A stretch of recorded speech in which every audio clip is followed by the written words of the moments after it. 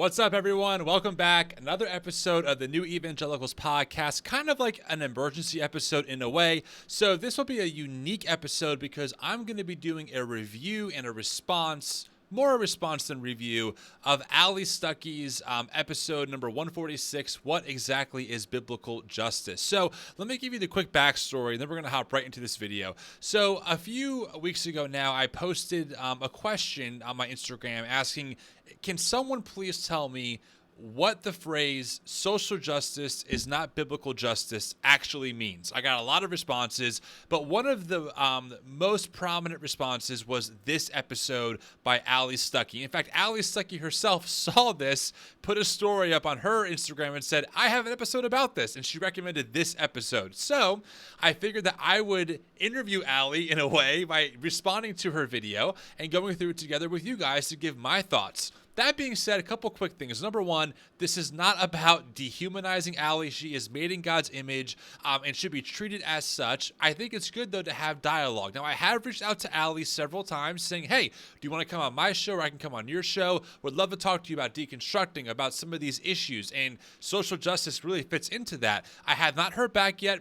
We've chatted a little bit in the DMs. She's been super nice, super friendly, but have not heard back yet as far as getting time together. So that being said, listen, Allie's busy. She runs a very large conservative platform. So this is not about me saying, well, she wouldn't respond, therefore I'm going to do this. This is more about me saying, while I'm waiting for her to get back to me, I do want to at least give you guys out there my thoughts on some of Allie's points on this episode. That being said, too, this was recorded 2 years ago, so maybe Allie has changed some of her perspectives, but I think it's important that as Jesus people, we kind of go through it together, and I respond. So this might be a longer episode. I'll do my best to be succinct and clear, but there's a lot to get to. So we'll start from the beginning, and here we go. Oh, one more thing. If you see me looking this way, I have a different monitor here. I'm typing out notes as we go along, so I don't forget anything. All right, Allie, let's hear what you got to say. What's up, guys? Welcome to Relatable. Thank you guys for tuning in. Today, we are going to talk about justice and how Christians should view justice from a biblical perspective. We've talked about... I know I'm stopping early. Just keep in mind that the term or that phrase, biblical perspective, it's a loaded one. And for Allie, what I think that means is my interpretation or the conservative lens I've been taught to interpret the Bible through is my version of biblical. So it's important not to get too confused here. That term biblical can mean a lot of things to a lot of people. Keep that in mind. This subject a lot. We've talked about the difference between secular social justice and what the Bible has to say about justice. This seems to be a theme that kind of weaves itself through a lot of the different things that we talk about.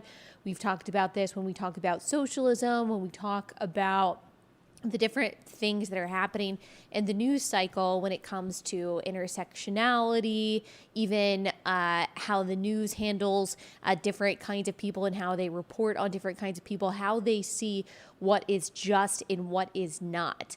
Just want to point out already some interesting things. You know, biblical justice, whatever she means by that, the Bible doesn't really talk about socialism or the media. So we're already kind of inferring that the Bible maybe has like a lot to say about those things.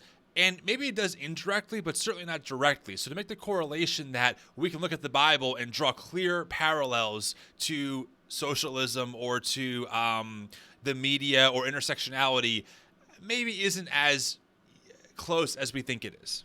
And so the question is, do we hold ourselves as Christians to that standard of justice, whatever that is, and that's what we'll talk about, or to a biblical standard of justice, and what is the difference? And really, one of the big questions is, should Christians care about justice? Should conservative Christians care about justice? There are a lot of people who think that justice is a term that has been completely monopolized by the left, and when someone says justice, we might even kind of turn our brains off just a little bit because we think that they're going to come up with some leftist intersectional argument that we don't agree with. Fair point. Right. There are terms that I would say both political parties have hijacked. For conservatives, it's freedom or tyranny or pro-life, right? And I think on the left with liberals, justice is one of those terms that they've really taken the corner on for a lot of reasons. And I think Allie's pointing that out here. I think it's a very fair point to make. or when people talk about equity, or people talk about equality, people talk about love, inclusion, all of these universally positive terms that have been associated, especially in recent years, to progressivism or to leftism. And so a lot of times conservatives will push away from those things and say, oh, well, no, we're not for that. But really what it should make us do when we hear someone say, I'm for justice, I'm for equality, we should ask the question, what do you mean by that?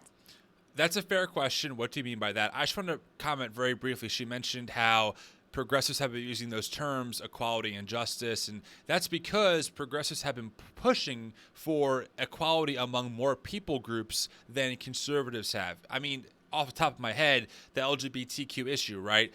Gay marriage, as it was called, that's an easy one to look at how conservatives were actively opposed to America, to the state sanctioning those kinds of marriages, while people on the left were saying no, to treat all people equally in a society, that should be a right afforded to them.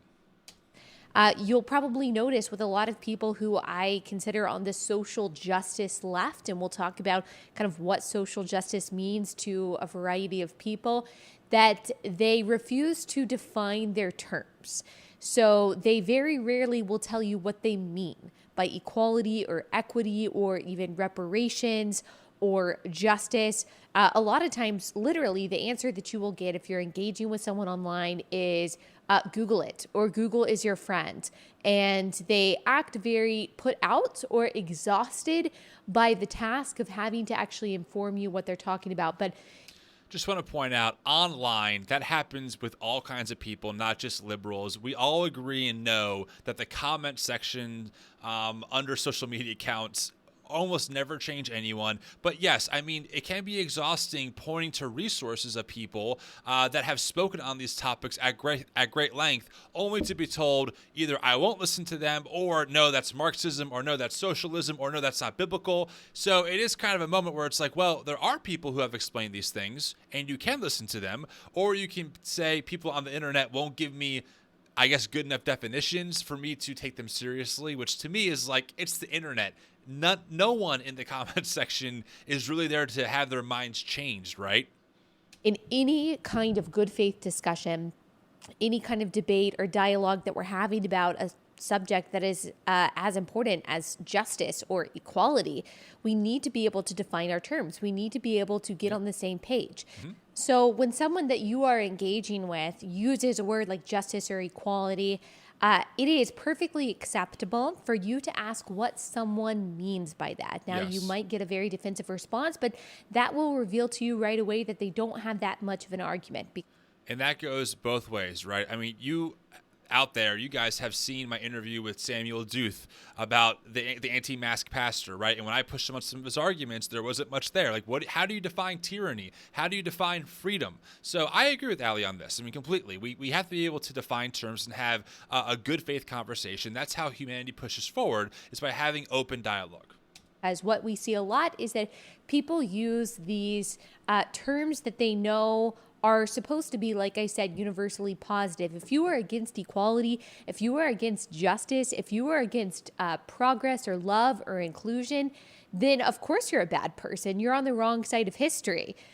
But you don't get to just use these terms and apply them to whatever you want to apply them to, and then say people who disagree with your application of these positive terms must be bad people. No, I'm going to push you a little bit further than that, and I'm going to make you answer for the terms that you're giving me. I'm not just going to take your definition of justice. We need to agree on what justice looks like. I want to point out two things here. Number one, when you tell us, or when you tell people that LGBTQ people shouldn't have the same marital rights in a free and open society, that is problematic, that we have to reckon with. And number two, I find it interesting that we're going from the beginning of this conversation, which Allie said, we have to look at the biblical definition, and now the argument is, well, we have to agree on a definition. That just kind of points out that when it comes to that idea of like, oh, it's absolute, it's black and white, it's super clear, It's really not. A lot of these terms are debated, right? A lot of these terms we're trying to understand. And people who define them, a lot of times what people like Allie will do is say, well, we don't accept that definition, and we will now redefine however that word's been used historically to paint our own picture of social justice or whatever else it is. And that's important to recognize here. We're already starting to intermingle the language of biblical now with like societal definitions. So make sure you watch that. And thankfully for Christians, we have one standard of justice, and that is the standard of justice that God gives us. Now, so there it is, right? We have to agree on the definition, and that definition we have to agree on is our definition of what we think the Bible says is biblical justice. How that manifests itself, we might disagree on that. But at the end of the day, as Christians, we go back to the Word of God as inerrant and as our source of truth, as our source of wisdom, and Jesus Christ is our source of righteousness. So we can disagree, but at the same time, the Bible is inerrant, meaning it's perfect. It's God. There's no flaws in it, right? We read it on the surface, and it's very clear, that kind of logic, yet we can also disagree. So even Allie admits that her perspective that she's going to present is really a perspective, and that's fine. We all have our perspectives. I'm not saying Allie can't have a perspective, but let's not masquerade it under the pretense of this is absolute truth. Let's call it what it is. This is Allie's perspective of what the Bible says when it comes to social justice. And so through him, we can credibly discern what is righteous and what is not, what is right and what is wrong. We don't do this based on our feelings. We don't do this based on what society tells us is just or unjust. We do this based on God's word. And so before we get into what exactly God's word says about that, let's set this up. Let's get a little bit of context. So no feelings, just God's word. Again, we're really I feel like Allie's setting herself up for failure here, because to make it seem like the Bible is crystal clear in black and white, we know at this point, right, in our faith journey, is not really the full picture.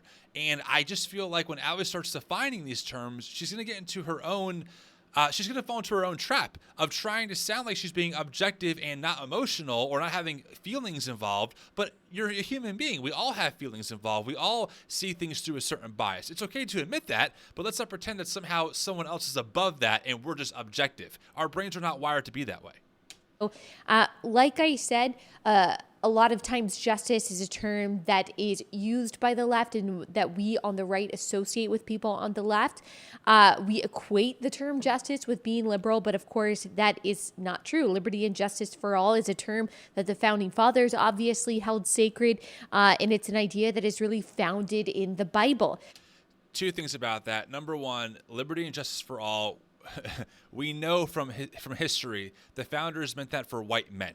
Okay, we know that. We know that that wasn't meant for indigenous people, was not meant for black Americans, it was not meant for women. It was primarily designed for white men. And through civil rights and, dare I say, social justice movements, we actually held the founders accountable to their own words. But let's not pretend that the founders from day one were like, we just want a free and equitable society for every kind of human, for all of humanity. No. It was primarily for white men.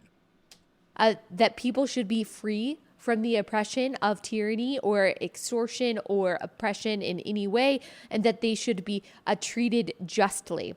And when I say oppression in any way, I'm talking primarily what the founders meant, of course, by the government.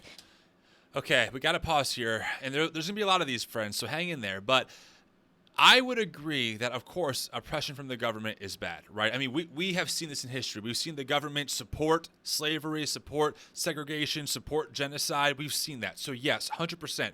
But also, we can expand that to include corporations and other systems that are made by people that also oppress people. That's a very biblical concept. I mean, we can see it all throughout the Bible of systems, all kinds of systems that oppress humans. So I agree with Allie, but I feel like she has to throw in the government line to make sure that her base knows she's coming at this from a conservative point of view and not just from, maybe leave it up to your own interpretation.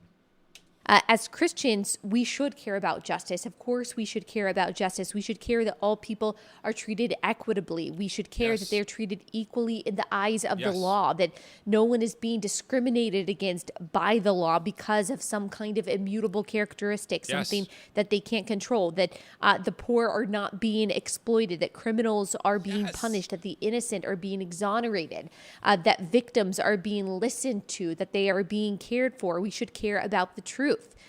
Therefore, we should care about integrity in our leaders, in our courts, in our businesses. We should care about the abuse of power. We should care about people being treated with decency, with respect, that they are treated as creatures made in the image of God. These are things that Christians should, of course, care about. I personally, some people just with different kinds of personalities that you have and different kinds of upbringings that you have different propensities towards something. I have always been someone who has been very concerned with fairness. I have always hated bullies. If there's anything that gets me more... Wait. I'm sorry. Did you just say you don't like bullies, yet you're a major Trump supporter? I mean, Allie, you can see that problem, right? You're telling me that you don't like bullies, yet you have voted for and have supported someone who was a complete bully. I'll leave that right there. If there's anything that gets me angry or makes me upset or will, just get me riled up, as we say in the South, it is a bully. It is someone that abuses their power. It is someone who, in my opinion, is so insecure and is so small and is so not confident in themselves and their own strengths that they have to manipulate or take advantage of someone who is smaller than them. I loathe a bully. And okay, who did you just describe? Who? Insecure, belittles people, bullies people, manipulates. I mean, Allie, come on. Do I need to spell it out for you? Who did you just describe in our political system that is one of the greatest bullies of all time and also one of the most insecure? Come on.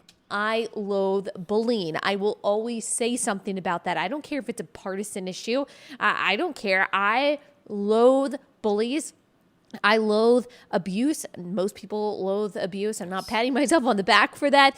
But I hate when the disadvantaged or when the small person or when the weak person or when the vulnerable person, the person who is helpless, defenseless, cannot do anything for themselves, when they are taken advantage of. I hate it. I have no tolerance for these kinds of people and these kinds of actions whatsoever. And I have always been that way. I agree with you. You and I agree. So it is interesting to me how you have some of the positions that you have. I mean, yes, the government has been responsible for that, right, at times, and we should hold the government accountable, of course. But corporations, transnational corporations that keep wages intentionally low while making tons of money off of a working class, that would also be part of what you're talking about. That's a valid concern. People being discriminated against and treated differently because of the color of their skin or of their gender, that is something we should be talking about. So you and I agree. I'm interested to hear where we're going with this. And as God's people, we are all called to be intolerant towards these people. We are not to have tolerance for people in positions of power who lie, who exploit, who oppress. Proverbs 8:13 says, "The fear of the Lord is hatred of evil." Mm-hmm. The fear of the Lord is hatred of evil. Okay, Pastor. Pride and arrogance in the way of evil and perverted speech I hate. Yes. Yes. Okay, keep going. So we are called to hate these things, not only in the lives of other people, not only in the systems that are around us, but also in our own lives. Micah 6:8, a lot of you probably know this verse. We are called to do justice, to love mercy, and to walk humbly with our God. This means that God is just, that he loves kindness, that he calls us to walk humbly with him. He has always been just. He has always expected and will always expect his people to act justly, to love justice, and to execute justice. Okay. I mean, Allie, in my opinion, presented a very both-and approach. She mentioned the individual and the system. She mentioned how oppression is not a God-ordained thing, how Christians should stand against that. She's mentioned how oppression of people should be fought against. Yes. And let's take the political aspect out of it for a second. As Jesus people, this is something I would say on my account. So I agree. We should be looking at the systemic and at the individual and as Jesus people advocating for how we can make society a more just and equitable society so people can flourish. I am with you.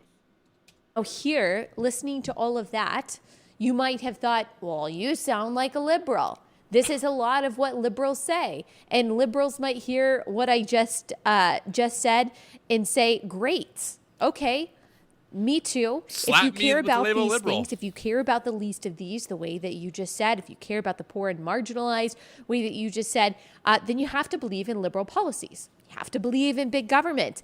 You have to believe in all of the leftist government programs meant to combat poverty and uplift those on the bottom. Okay, two things. Number one, the big government, the idea that the left wants big government and the right doesn't is a myth, okay? The right has expanded government. Conservatives have expanded government.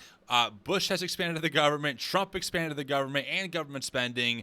They want bigger military. The left wants more social programs. Let's not pretend that like one side's like, we just want a small government. And the other side's like, no, we want a big tyrannical government taking over America, making you all robots. That is just hyperbole completely. Both sides want more government, 100%. You have to buy into our version, the so-called progressive version of justice, which, of course, today is labeled social justice. But this I do not believe, and I certainly don't have to believe in. In fact, because I believe in the Bible, I cannot believe that. What an interesting statement. Because you don't believe in the Bible, you can't believe in social justice. I mean, have you read, like, the Levitical laws? I mean, some of them demand every 7 years all debts getting erased. Have you read about the Acts church that held all things in common, essentially was a commune? I'm just saying, like, what I'm not saying is we should take those verses and apply them, right, like to a government, because I believe in context and the historical culture, and I believe that the Bible isn't a book that we just take Bible verses and paste onto it. But I'm just making the point that even if you don't see it that way, someone could make the case for how the Bible does lay out in parts of its story, systems and policies that certainly take care of the poor and the needy and the orphan and widow among us through both a government approach and both through a church approach. The form of justice that we often see, not always, but often, in many cases coming from the left and leftist so-called progressive Christians, we see is not based on truth, and it also squashes freedom. So here's what I mean. Yeah. A lot of people, we've talked about this many times, a lot of people on the left view justice as equality of outcome, not equality of opportunity, but equality of outcome. I don't think that's true, because most people are just asking for a level playing field. We want equity, which means people of all different races and sexes and genders and all that stuff have an equal playing field to at least start from. We realize, and I hate to say we, I don't really identify as a liberal, but I'm not aware, as of this recording, prominent liberals who are saying everyone needs to have the same exact outcome. What people are saying is when the gap is so wide for these outcomes, meaning so many people are living in basically poverty and poverty wages while an elite class is ruling, that's problematic. And that should be a little more leveled out. A little more. Keep that in mind. I don't know anyone who's saying everyone in America has to make, $50,000 a year and no more or no less. I think what people are saying is the gap is so wide that it's not just how this is happening, and people who are ultra rich are not earning that money ethically. They're doing it off the backs of an entire working class while paying them almost, a very small wage comparatively. Is something that I go in depth in on the socialism episode, so I won't go too in depth here, but basically these people who see equality of outcome as a just thing, as a necessary thing, they see injustice everywhere they see discrepancy. Everywhere they see difference. So you will often hear them talk about the gender wage gap. for example, as a form of injustice, or the wealth gap between whites and the black community as a form of injustice, or acceptance rates into a college of certain minorities that may be lower than white people or Asian people. You'll hear them say that is injustice, or the fact that even graduation rates that are different between different races might be a symbol of injustice. They will look at these discrepancies and automatically see that something is unfair, that those at the top are disadvantaged, and that this is a sign of systemic injustice. But the reality is that these are not always signs of systemic injustice. They could be in some cases, but right. So the study is, could they be? So let's put it this way, right? If we know that black people and white people are genetically the same, meaning there is no advantage to being white versus black or black versus white, and we have a society where black Americans have about 1/10 of the wealth of white Americans, well, we know it's not based on like a biological disadvantage, right? Like we're equal. And so we have to ask, well, are there systems in place that are causing, or who are that are exaggerating, right, these discrepancies? So like, for example, I'm trying to paint a picture of like, clearly if we're equal and some people are not graduating at nearly as high of a rate as other people, we should look and see, well, are there systems at play, and what are the other factors that are causing that? Is there a wage factor? Is there a quality of life factor? Is there a location factor? Is there a school factor? What are the factors that go into that? That's what the study is doing. And a lot of these studies have concluded that there are systemic problems that have been in place, or that have been in place and now maybe are removed, but still have a huge ripple effect that are causing these disparities. Discrepancies in success or wealth or acceptance into college does not necessarily or automatically point to bias or a lack of fairness. That is lazy thinking. It might very well have to do with choices, with circumstances that are actually within the control of the people who are at the bottom. See, this is very, in my view, and I don't think Allie means it this way, this is very elitist thinking. So everything is a choice, right, from the conservative viewpoint. So what you're born into is a choice. The family you're given is a choice. The societal culture that you're in is a choice. And so we all know that isn't true. And I think what has happened here is that conservatives look at some of these things in like a vacuum. Like, oh, if you just work hard and play the game, you'll definitely have a good outcome. And what people are saying is actually people who are born into poverty almost never escape it. Like, statistically speaking, people who are born into a family where their father has been incarcerated on bogus drug charges, actually that really affects their decisions later on down the road. And so how can we fault someone for growing up in that kind of an environment and having an outcome that we all know is most likely going to happen? And then what happens is we celebrate the exceptions to that rule and then make that the rule. Like, oh, well, if one person did it, why can't everyone do it? That, to me, is what's lazy thinking, right? Instead of looking at how the culture can influence, how the amount of money you have access to has a major influence on your outcome, instead we go, well, it's just your choice. It's your choice to stay that way. That, to me, is lazy thinking. In a leftist view of fairness and justice, they very rarely see those at the bottom, those who are poor, whatever, disadvantaged, as products of choices that someone made. They rather see them usually as victims of a situation that is beyond their control, placed there by oppressors who are in power.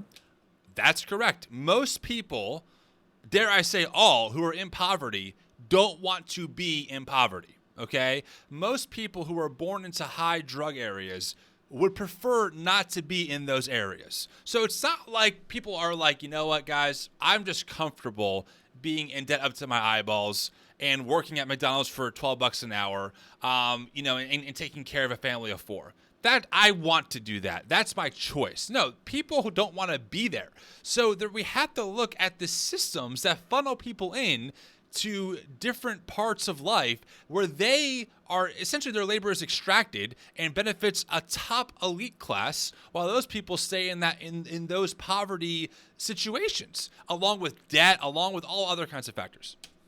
And so how they typically view things is we need to give more to those at the bottom, and simultaneously we need to push down those that we see at the top, so everyone ends up being at the same place. An example of this is affirmative action. You accept people of a certain race at the expense of another race. Wealth redistribution. You take wealth from people at the top, you give it to people at the bottom.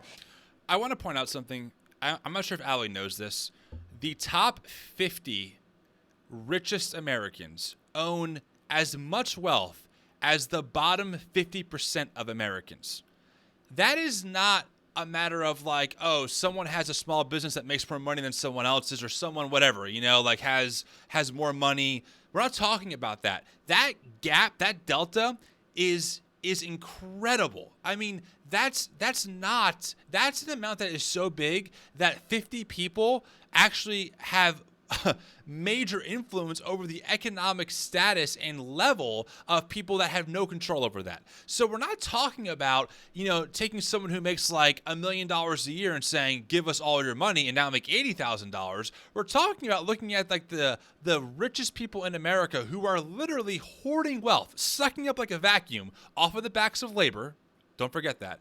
And saying, even if we cut your 100 billion in half to 50 billion, you would still be a multi-billionaire with enough money to do whatever you wanted. So that's different than saying, like I said, oh, you make 100 grand, that's too much. We're not talking about that. We're talking about people who are making incredible amounts of money, not from their own labor, but from the labor of others. It's an attempt, they say, to level the playing field, but it's really not even that. It's an attempt to accomplish equal outcomes. And even playing fields is equal opportunity, where those who are better players are still going to win. But that is not really what a lot of leftists want, especially this social justice left. Gotta stop it here again. I think, to use an analogy, here's what we're saying, okay? What I'm saying is that if this is a sports game, if we're playing basketball, one team is cheating, one team has stacked the game against another team and is destroying them. It's like 500,000 points to 1, okay? And what we're saying is, hey, there should be referees here that are actually reffing this to give us all the same playing field so we can actually compete fairly. All right, that's what we're saying here. And what I'm saying is that in America, corporate transnational companies have really written the policies of our government to benefit them via tax codes and labor codes and everything else, and at the expense of an entire working class. And that is, like you said earlier, Allie, it's not just, it's oppressive, it's an issue, and as Christians, we should be staunchly against that. Everyone to, quote, win no matter what. So to do that, to accomplish that, you have to discriminate against, if we're using the metaphor of a playing field, the better players. You have to. No, you don't. You just have to ask for referees to ref the game fairly. That's how this works. LeBron James still gets called for fouls, right? What we're saying is, please ref LeBron James. Please ref the best player on the team fairly. If he's great, he's great, right? If he outscores me, that's fine. But if he outscores me 1,000,000-1, there's clearly a problem. To discriminate against those who you deem are privileged or who already have, in your opinion, too much. Yeah, this is another thing I hear a lot. It's like, well, what's too much in your opinion? Well, I would say when you have enough wealth of like the bottom 50% of Americans, probably too much wealth. I mean, that is what government does, right? That's what laws do. Laws set boundaries. And what we're saying is the boundary that's set is not a boundary at all. And again, does not give people a fair shot at having just forget rich, just like a solid, comfortable existence in the world's richest country. There's no reason we should have poverty in the world's richest country. We own 30% of the wealth in the world with only 8% of the world's population. There's no reason to have people going hungry because, in a country that has that kind of wealth. Unless, of course, an elite class is literally hoarding it.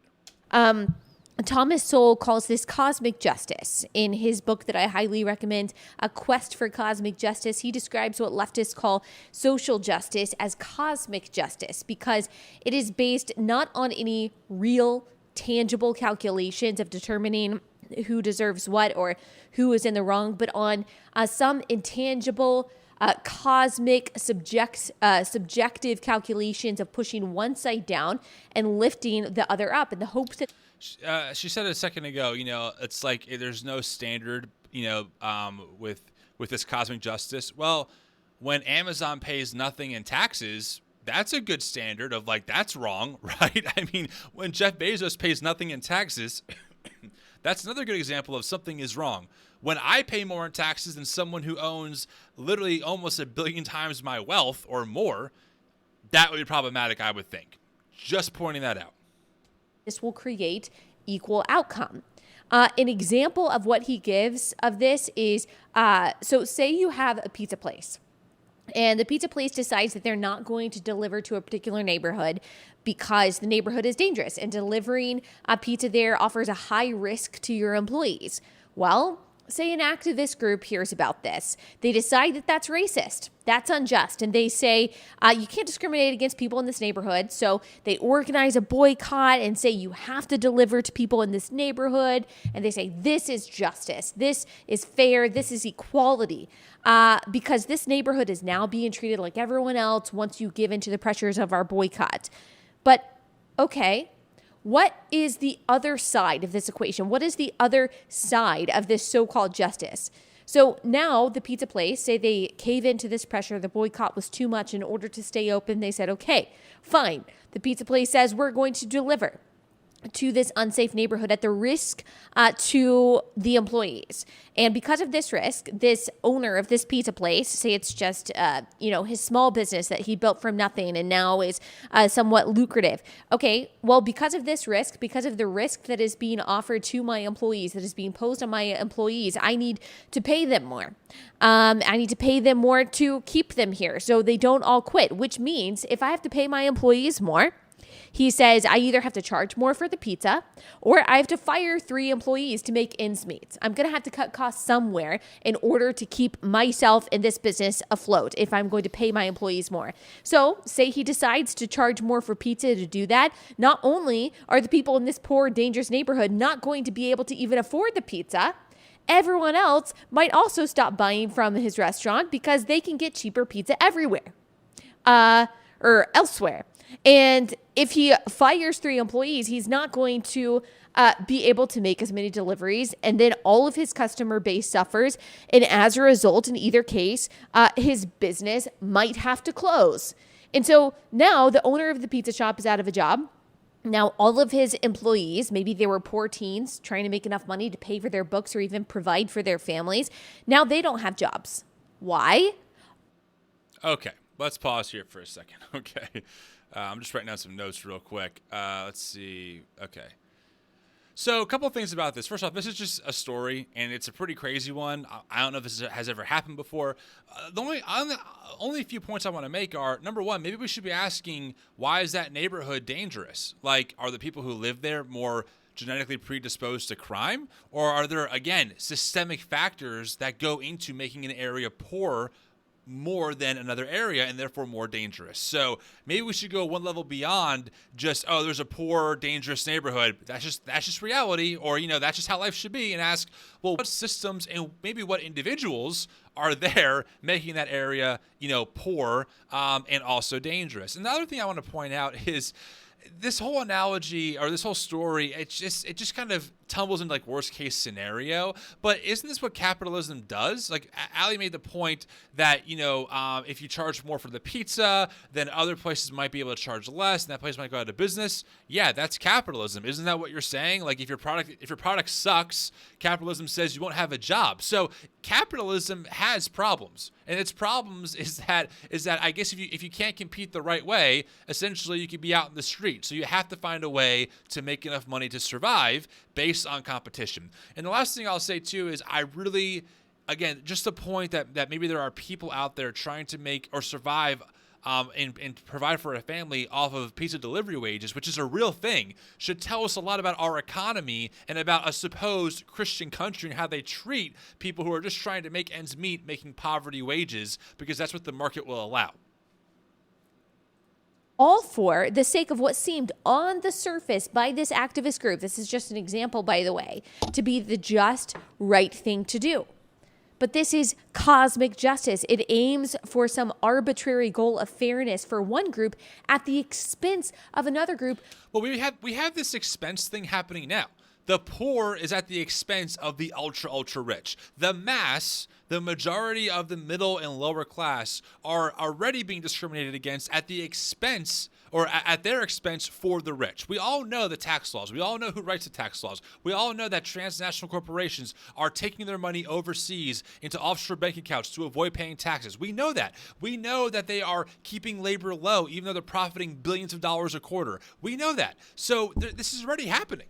So, I mean, do you want to call that out? Do you want to call out how that's discrimination? Do you want to call out how that's unjust, how that's unethical? Or is the burden always going to be on the poor or people who are just trying to make ends meet? And, we have to celebrate these ultra-rich transnational corporations because, to use an example, Jeff Bezos works literally 1 billion times harder and therefore is worth whatever he gets paid or whatever his wealth is. It makes no sense. Without even thinking about the cost.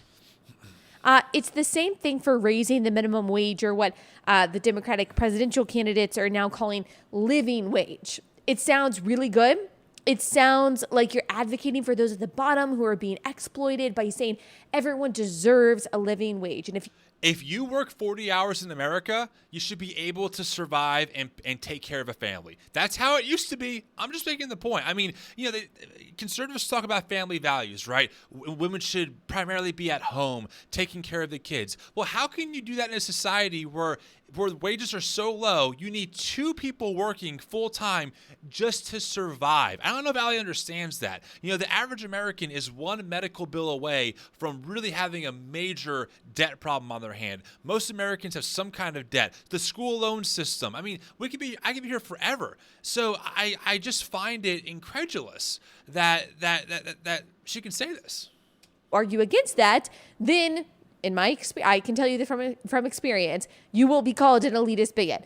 They will say, well, why don't you believe that the McDonald's employee deserves to feed her kids? Why don't you believe that, Allie? They ask these really emotional questions because they don't want to deal with the logic that if you raise the minimum wage, the owner of the business is going to find a way to cut costs. So who's unethical in that situation? Is it the person saying, hey, I should be able to survive. I'm working for you. I'm working the 40 hours. I'm full time. Please pay me a livable wage? Or is it the company saying, even though we make billions in profit a year, we will not pay you a livable wage? Or if we do that, we will pass it on to the consumer to keep our profit. What's unethical here? You tell me. And again, we're not talking about McDonald's is not, some local family business in New Jersey where I live, right? It's a transnational corporation that exists to make itself money. Like, the corporation is not a person, Allie. It's just a business. But the way that we treat corporations, it's like they're actual humans that need to get paid, essentially. No, humans need to get paid. Humans should be paid their worth. Bottom line, when you have a human trading labor for wage, you should be able to make a livable wage. We're not saying rich. I'm not saying everyone should be a millionaire. I'm saying livable, so you can survive in the country with a decent quality of life. You can still make a profit. And by the way, there's nothing immoral about making a profit. It's actually necessary for the business to keep going. It's immoral when it's on the backs and at the expense of cheap, dare I say the word, economically and financially slave-like labor in that sense. Meaning you're working, you're not getting paid close to anything. All right, so I'm not saying slavery in the sense of race-based chattel slavery, different discussion. But as far as an economic, system goes, people are financially enslaved to debtors. It's a problem. To be worth it for this person to own this business and actually employ people. Also, very often a business owner is going to go without a profit for a long time or cut his own profits for the sake of his business, but he or she can only do that for so long because she has to feed her family. I do want to make a point here. There is a difference, friends, between a small business and a major, large, medium-sized, large business, okay? I grew up in small business, and I would agree with Allie that the game is not set up towards a small business.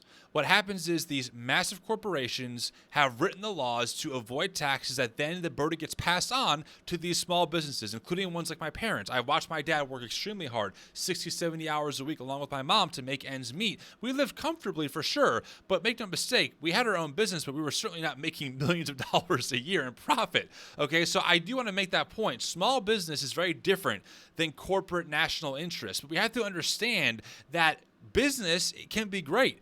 Corporations, though, are usually not that great when it comes to how they treat their people. So if you raise the minimum wage, you're either going to have to fire people or raise the cost of the product. Or lower either way, people are going to suffer. Or the corporation can lower their profit margin. Just putting that out there. Why is that not a third option? That's the most ethical out of all of them. That money's going nowhere, right? It's going to an offshore bank account. It's sitting there being hoarded to make the business bigger. It's not going necessarily to better salaries or even better, cost of living raises, et cetera. Well, that's not exactly true. I should backtrack that. They say it's cost of living increases, but they're usually minimal. Soon, I guarantee you, if we raise the minimum wage, then all minimum wage jobs, like waiters, hostesses, whoever, are going to be automated because it's going to be too expensive to pay the minimum wage when the minimum wage is raised. There is going to be no more low-skill work available, which means that low-skill workers will not have job options. So the reality is the minimum wage, obviously, and this is getting a little bit off the justice point, yeah, a little bit, should be set by the market, meaning... No, it should not. Because the market hasn't raised the minimum wage in a long time. It raised it a little bit recently because of pressure, because of social pressure and government pressure, by the way. But make no mistake, the minimum wage should be set by the government, not by the market, because the market's incentive is to keep wages as low as possible to maximize their profit. Make no mistake, Allie, hear me out here. Corporations do not care about their people truly. They care about their people to keep them happy enough to keep making money off of them. That's what they care about. They don't care about them as humans. They care about them as cogs in the wheel to make money. You pay someone as little as they're willing to do a job for. So whether that's $5 an hour or $500,000 a year. But no, it is not fair, advocates for cosmic justice say, to pay a worker at McDonald's less than you pay a secretary or less than you pay a manager, etc.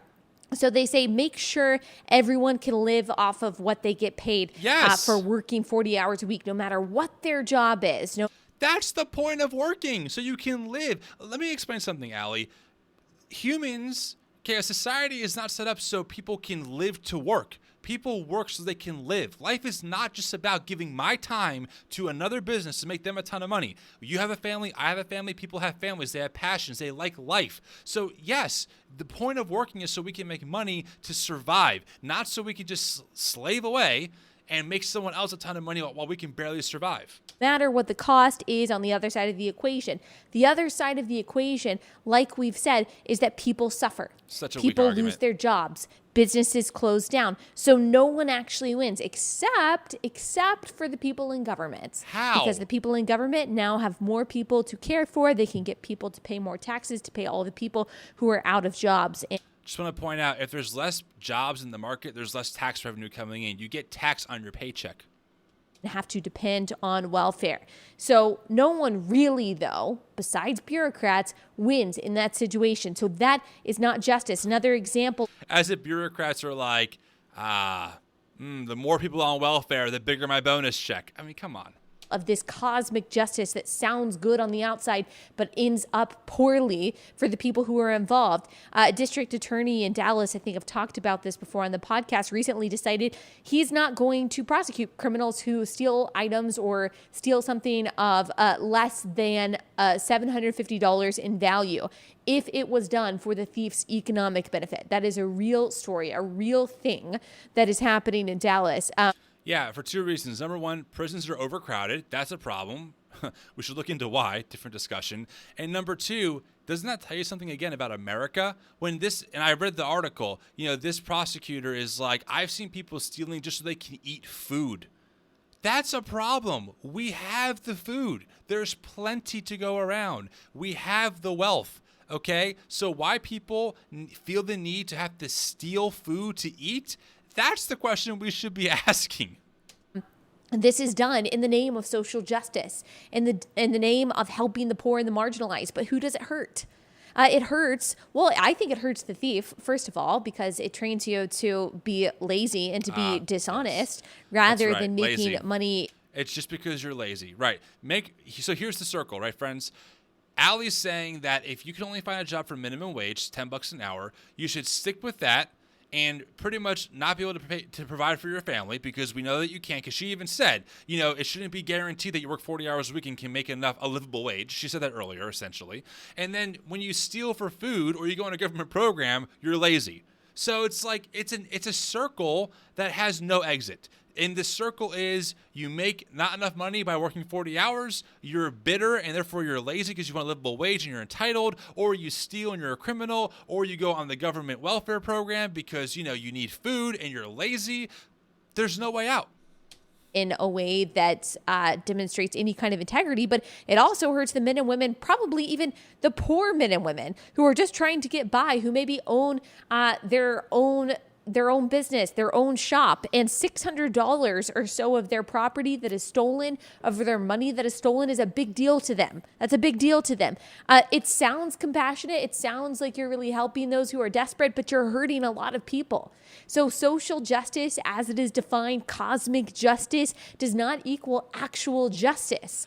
I also want to point out, I don't think that this prosecutor ever used the word social justice. This is Allie taking that term and putting it now onto this situation and saying this is what people say when they say social justice. I'm not sure who's saying that, but again, the question we should ask is, why does someone feel so desperate that they have to steal to eat in America?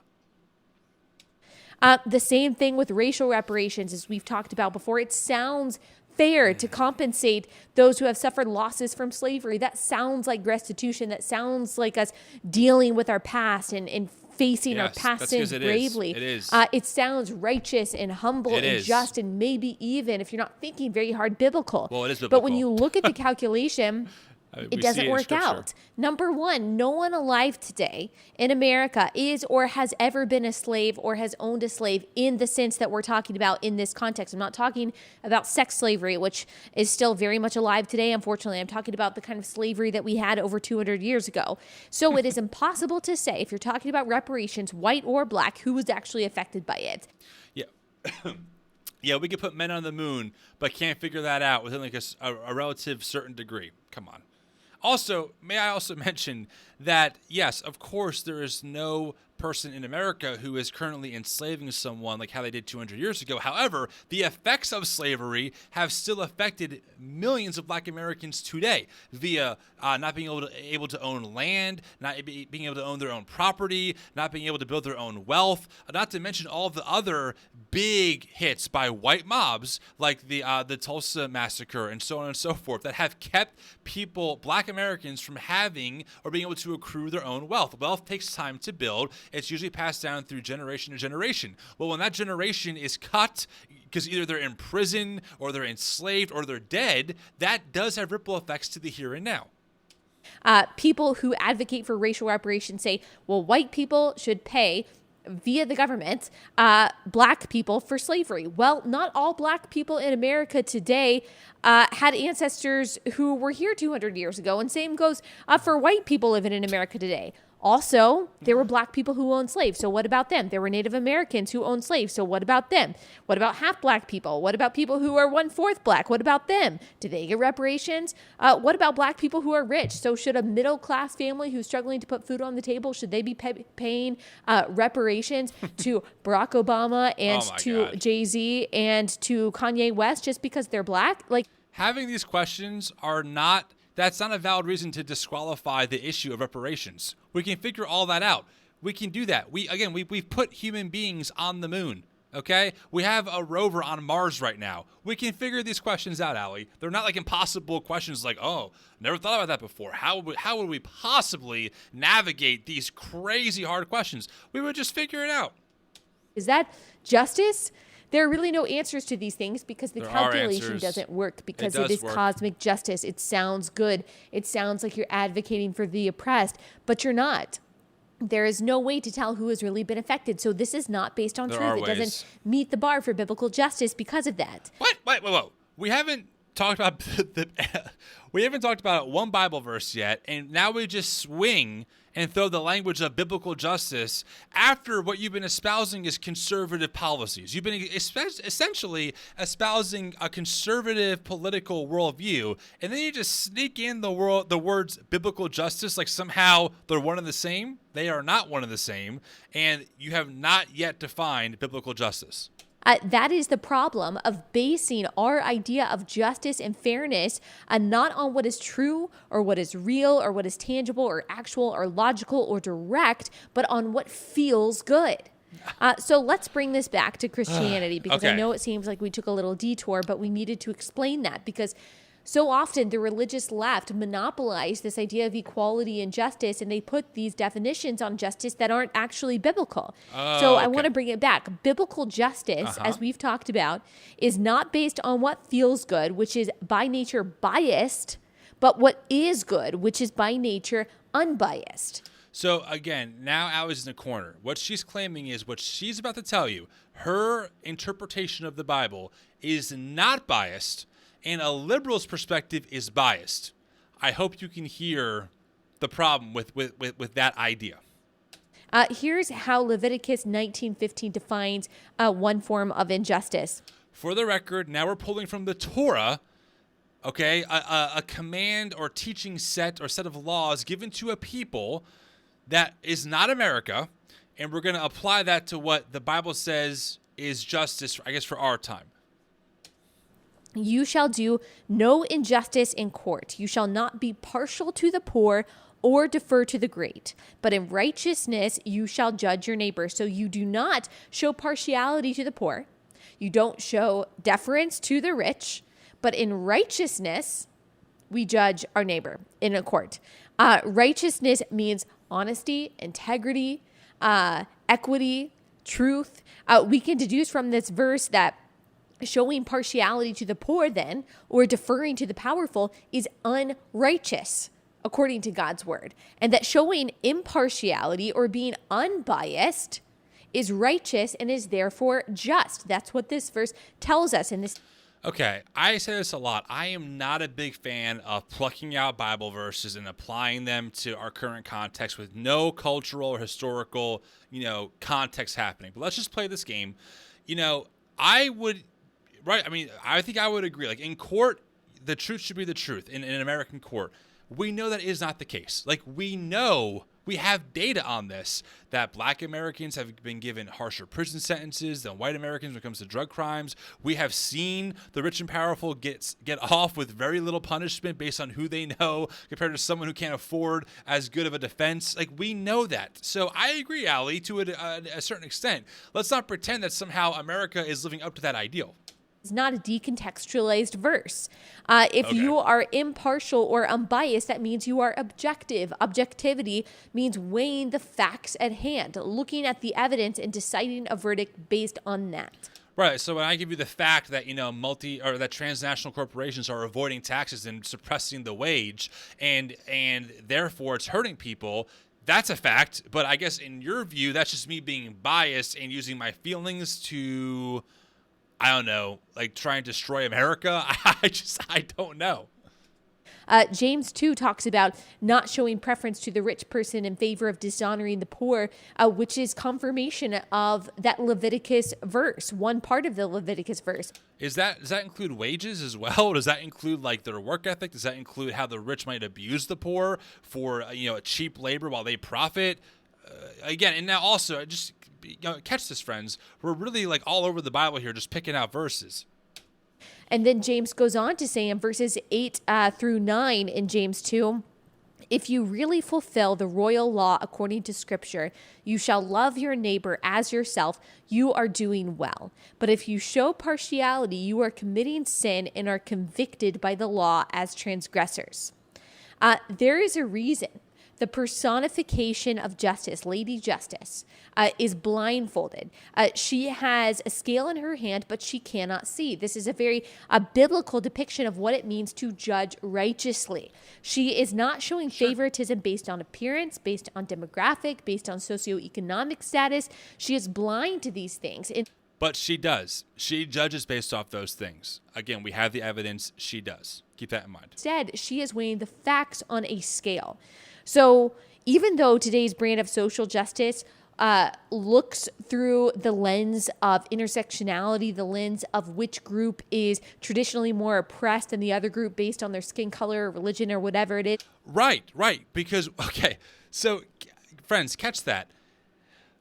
Allie, what you're saying is justice should be blind, and what people are saying is, hey, we're finding out that based on certain factors, color of your skin, gender, wealth status, of access to wealth, and other means of privilege, you're not treated actually as fairly in the courts as what that ideal is of being blind. And so we should fix that. So a lot of us are just trying to say, yes, it should be blind, but it's not. So can we please fix things to live up to that ideal and stop really favoring an elite group over a more, oppressed group or a poor group, however you want to label it. But the disparity is there. Like, again, we have the data. It is there. Biblical justice is different. It looks at things based on the facts of the case, based on truth. I'm not sure how that's different. If we have evidence that the war on drugs targeted black men more than white men by giving crack cocaine sentences a harsher sentence, or I should say crack cocaine offenses a harsher sentence, while they gave powder cocaine offenses a lighter sentence, that is a fact that the government was discriminating against a people group based on their skin color. So what do you want to do with that? I mean, that's data. That is one meaning of the word justice that we see in the Bible, justice in dealing with crime and punishment. The Hebrew word for that, I'm totally going to botch this, is mishpat, M-I-S-H-P-A-T. I'm sorry, I don't know how to pronounce my Hebrew very well. And it occurs in various forms over 200 times in the Hebrew Old Testament. Its most basic meaning is to treat people equitably. It means acquitting or punishing every person on the merits of the case, regardless of race and regardless of social status. Anyone who does the same wrong should be given the same penalty. But there is another kind of justice included in this term in the Old Testament that means giving people their due. So recognizing people's rights, the things that they are actually entitled to as human beings made in the image of God, showing them the care and the dignity that they deserve. I mean, the Torah says that every 7 years, all debts should be erased. Do you want to, I'm totally cool advocating for that if you want to go down that route. I'm just making the point that the Torah says a lot of things, and anyone can pick and choose whatever they want to make a narrative of, oh, this is biblical justice. I think that that's a very dangerous road to go down once you start picking certain verses to make your point. Justice used to punish wrongdoing and justice used to recognize people's rights should be true for both the government and for us as individuals. We treat everyone with the same honor, with the same respect, no matter how important in the eyes of the world they are. This is something that we believe the government should do and that we should do. Sure. So where this is not happening in the government, that is where Christians have traditionally and should speak up. When we recognize that the government is violating human rights by treating them with partiality or cruelty, and that means that justice is not being executed in the way that we believe that it should be righteously and biblically, that is where we stand up. And that very often means that some of the issues that Christians stand up for are bipartisan. Okay. Let me just, Allie, I know it sounds nice to make it seem like Christians historically have stood up against these injustices. The reality, though, is that most Christians throughout American history have actually been on the wrong side of these issues, whether it's race-based chattel slavery, whether it's segregation, whether it's the LGBTQ community and how we treated them. I mean, we can look throughout history. I don't want to take up too much time because we're already an hour into this, but there are people, Jerry Falwell, who fought against desegregation. We have the receipts, as Jamar Tisby would say, of history. And unfortunately, the people who were pushing for abolition, who were Christians, were not looked highly upon by their Christian peers. It was a major problem. So yeah, it sounds nice to make it seem like Christians have predominantly been on the right side of issues discriminating against entire people groups. The unfortunate reality is that Christians have been in bed with very harmful, evil, and heretical belief systems that have contributed to literally enslaving people, keeping people separate, and dehumanizing them. And we have to be able to recognize that. Or that we stand against are bipartisan. That means, for example, that we care about abortion, both in a legal and a personal sense. So yes, we fight against legislation that strips the personhood from an unborn child. And personally, we help the mothers who are in crisis. We volunteer at pregnancy centers. We don't. I just find it interesting here that, we have data that I think it's like 70% of abortions that happen because the mom feels like they cannot financially afford a child, which is terrible. It's terrible. But notice how this whole video has been about people's choices. And again, we don't want to give out too much welfare, and we don't want to discriminate against the rich. When again, think about like if what you say is true, that you really care about life in the womb, right? And we know from the past 50 years that Republicans have done almost nothing legally to repeal abortion on like a federal level. And that's a different discussion for a different time. But my point is that if we know that poverty is one of the biggest drivers of abortions, why aren't we pushing for more just systems that give single moms better access to health care, to food, to better wages, to child care, and to help get them out of these systems that keep them in poverty and keep them scared? Donate money. We help with the adoption process, whatever we need to do. That means, Besides that welfare, we care about the children at the border. Now, this does not mean we have to be for open borders. In fact, in my view, caring for kids at the border means strong border policy. It means disincentivizing illegal crossings, making sure that both Border Patrol and ICE are being supported and held accountable, by the way. Of course, held accountable. But they're also being supported so that they can ensure justice is being executed towards bad actors, towards drug cartels, human traffickers, and also so these children that are crossing can be cared for well. It also means that we advocate for humane treatment for the children and their families. This, again, can be done through legislation. It can be done through our politicians, ensuring these people are treated with dignity, and it can be done personally. There are organizations that give aid to people at the border. There are organizations who are on the ground in countries where these people are coming from, teaching these people skills for trade, sharing the gospel, teaching them leadership skills, and I'm not going to get into the immigration discussion. I don't really even know enough to really speak well to it, but I will say this. We know that Trump had people in cages. Biden, as of this recording, still has that issue going on. That should be bipartisan. Human beings should not be kept in cages. And I agree with Allie in the sense of, yes, we don't want drug cartels and human traffickers coming over any part of our border and anywhere. That being said, we obviously also know that cartels have made it very unsafe for children and moms and parents to live, to the point where they will literally risk their life coming here illegally because of how broken our legal process is. And unfortunately, Allie, the person that you voted and pushed for not making our borders more open in a safe way, meaning not reforming immigration to let the most vulnerable get over here as soon as possible, as safely as possible, but instead has done the opposite by closing off the borders and leaving people who are the most vulnerable out in places that are extremely dangerous. Entrepreneurship.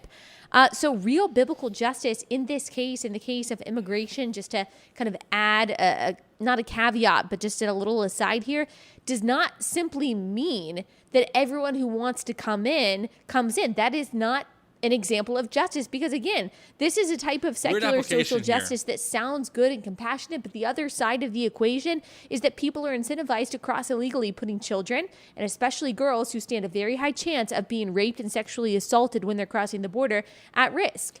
I don't really think I follow the logic of justice in open or closed borders, but okay. It creates overflow for Border Patrol. So humane, individualized, compassionate care for those who are detained becomes impossible. It also means that there will be criminals who are allowed through, and the consequences of that, both on immigrant and non-immigrant communities in the United States, is obviously detrimental. Just want to point out that statistically speaking, immigrants who come over are at no higher of a risk to commit crimes than Americans who are here already. I'll put it that way. So it's not like, like as Donald Trump says, that Mexico's sending their rapists over here. The data shows that it's pretty much crime is no higher or lower, based on if they're coming from over the border or if they're already here in the States. Not to mention, it means that we essentially no longer have borders, which means we're no longer a sovereign country, which means that we can no longer enforce our laws and protect our people. I also want to point out, too, one last thing. I don't really know any Democrats that are saying we should have no borders, we should have no process, people should just come here whenever they want. Maybe there are. I don't know. But I have yet to hear a politician who's a Democrat being like, I want all our borders gone, just a free-for-all. We obviously want a process to be able to filter out people who want to cause, ill will, and harm to people. At the same time, I mean, the Bible does talk a lot about how we treat the immigrant and the orphan and the widow. It tells us a lot about a country. Again, I don't want to overlay Israel with America, but since Allie's already kind of going down that path, I just want to point that out. So, justice in the case of kids at the border. We show compassion to them. We do what we can. We make sure that they are treated humanely, but that does not mean that we don't have laws. That does not mean that we don't have borders. So as Christians, when it comes to not just this, but all things, we have to be thoughtful. We cannot just choose the most emotional option. Now, sometimes it might be an emotional option in the sense that sometimes there might be emotion attached to it. But what's important is that we use truth, that we use logic, that we use our discernment. We have to consider both sides of the equation. We have to consider what is true. We have to consider what is righteous. We have to be impartial. I mean, I'm with you, but can we please be impartial about what I've been talking about this whole video, right? A transnational corporation that oppresses the wage and really keeps people in poverty. I mean, shouldn't we be objective about that? That's a reality.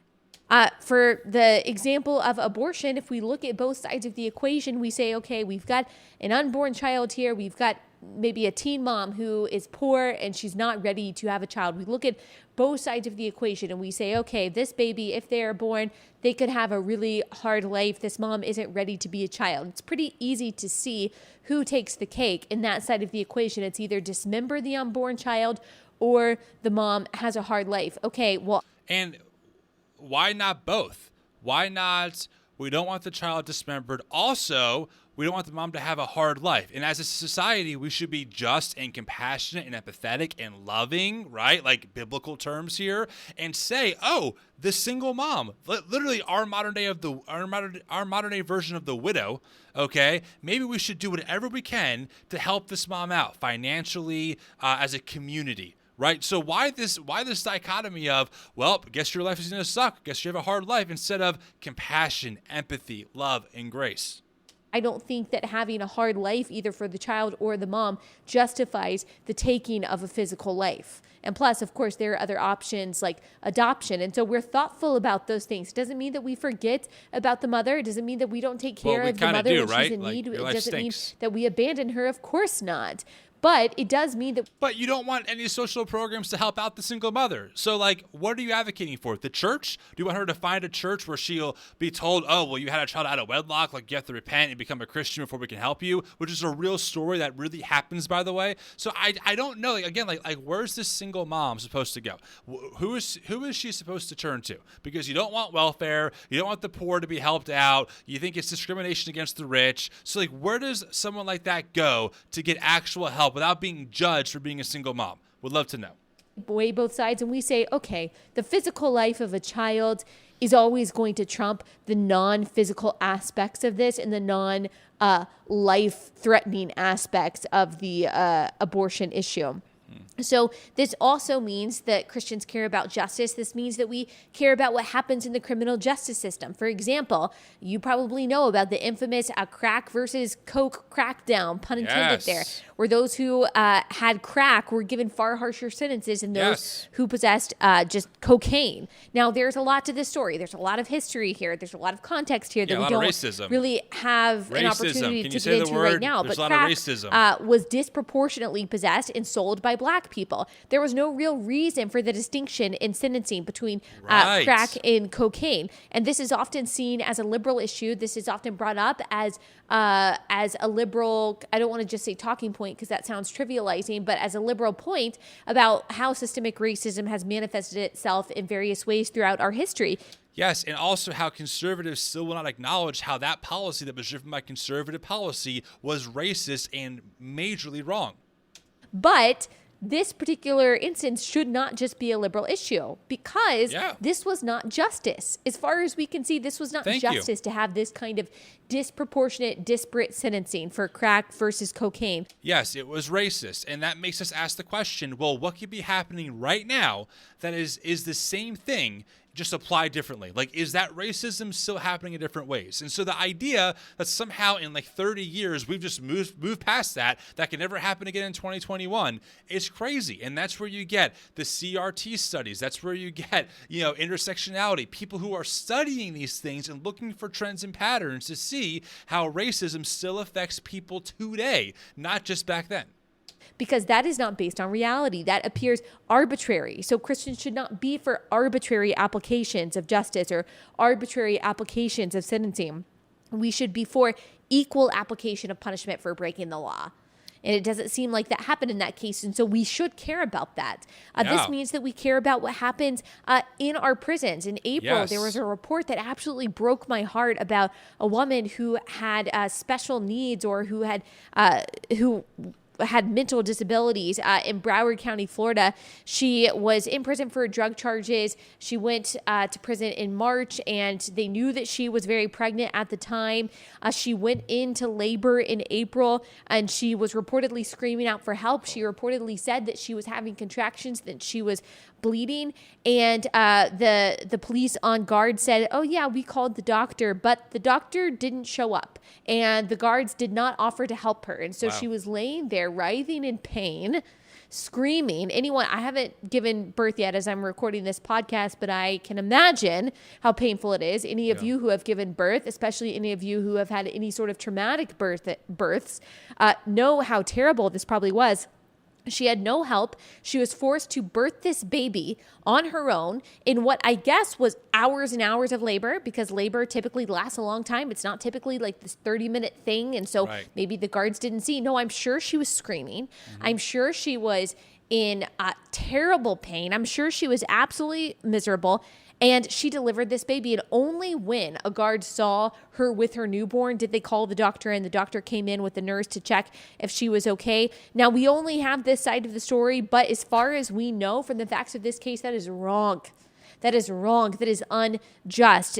I agree, and I just want to add that I don't care what the facts are. If a pregnant woman gives birth like that, it's an injustice, it's a problem. And I agree, Allie, we should be looking at our prison system and why it's privatized and why mass incarceration rates have shot up over the past couple decades and why I think the current number is 40% of inmates are Black Americans, even though Black Americans represent 13% of the population. What's up with that, right? We should be looking at the trends and the systemic issues and seeing why is that a thing. And newsflash, I don't think it's just because of, a non-discriminatory practice. I think that laws are tied to this, locations tied to this, over-policing is tied to this. And that's what I think so many people are trying to say, is that you can't look at these things in a vacuum as like isolated. They are all connected. And once you start seeing the web that was spun, it starts to become very, very clear how disproportionate our society is set up to really privilege one group of people over the other.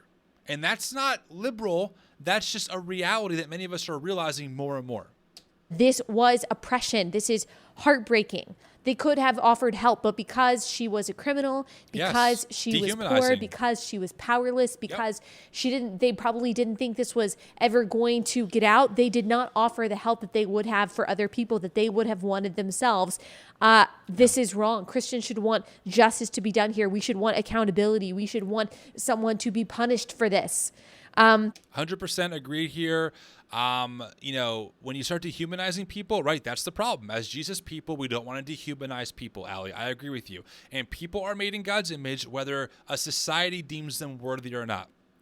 Whether America says that rich people should have extra privilege compared to poor people, or black people should be affected and discriminated against compared to white people, that makes none of the reality correct, which is that people are made in the God's image and have intrinsic worth, right? So I agree with you there, and that is exactly why I hold so many of the views that I hold, because I'm looking at our society and saying, wait, but discrimination is happening, but there is a huge wealth gap. But the way women are treated compared to men is not equitable. Women are not making the same amount of money for the same jobs, relatively speaking, as men. That's a problem, and so on and so forth.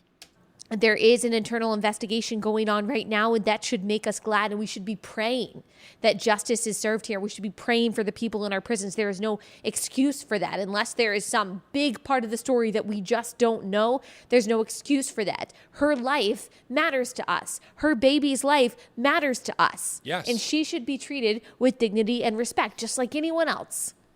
The reality that every single person on earth, no matter how young, no matter how old, no matter how capable, no matter how disabled, no matter how rich, no matter how poor, everyone is made in the image of God. That gives us a desire for justice, for people to be treated fairly. Sure. The reality that God is a righteous God and hates evil gives us, his children, his saints, his chosen ones, his co-laborers, a desire for justice. Yep. We care about the weak. We care about the oppressed. Right. This is precisely why Christians like Wilberforce led the way for the abolition of slavery. This is precisely why Christians like Bonhoeffer and Corrie ten Boom resisted the Nazis. This is precisely why Christians fought against Jim Crow. That is precisely why Christians fight against... Okay, I mean, the Jim Crow thing, maybe some, but again, they were not seen as like the people on the right side of history. Just want to point that out. Abortion. And any Christian who advocates for, or so-called Christian advocates for some form of oppression in the name of the Bible, saying that the Bible justifies whatever oppression they're advocating for, is wrong. And so you'll often hear the argument, well, Christians used the Bible to justify slavery, to justify segregation, to justify whatever kind of injustice. Well, those Christians, those so-called Christians, those churchgoers were wrong. Why? They used the Bible how you're using it. They picked out their verses. They called it biblical truth. They called it objective. They called it real. And they said, this is God's word. You know, Paul says, slaves, obey your masters. There you go. So why are they wrong now? Why? I mean, that's what I fail to see, like how you can stand on saying this is wrong when I believe, Allie, you yourself are using the Bible in very similar ways. You're picking out your verses, saying why biblical justice is not social justice. Again, I still don't know exactly what that means because we've been so all over the place in this conversation. And the verses you picked out are maybe like a handful that have not really disproven the claim. And I find it interesting that you're saying how oppression anywhere is wrong, but you have no problem with big business oppressing a working class. And you might say, well, that sounds like Marxism. Call it whatever you want. All I'm trying to tell you is that when people are working 40 hours a week and companies are profiting not just a little bit, they're profiting immense money off of them, and the company has the money to pay their employees a livable wage in America, and they don't. That is an injustice. That is oppression. That is not ethical. So I agree with a lot of what you had to say about things that we should be fighting against or advocating for as Jesus people. I do. But to me, you don't go far enough. You don't go far enough in this conversation. I think that we have to expand what that looks like. We have to look at the societal issues that are both systemic and individual and say, as Jesus people, how do we push for the flourishing of all humans because they are all equally made in the image of God? You know, bottom line is that fallen people create fallen systems. So it's not crazy for us to look and say, well, maybe this system that we've created is actually not perfect and can use reform. That is a very biblical idea. I'm going to stop this video here because Allie starts to kind of go down some more theological stuff that, honestly, for sake of time, I don't want to get too far down that rabbit hole because I want to be sensitive of I think it's an hour and a half now we're in, but I wanted to at least give the bulk of this my thoughts. So I hope you all enjoyed this episode. Of course, don't forget, if you like it, you can give us a rating and a review. That would be great. Allie, if you watched this whole video, thank you, and I would love to talk to you in person at any time. My platform is open, or I can come on yours, whatever you prefer. Would love to talk to you at some point. All right, everyone, have a great night.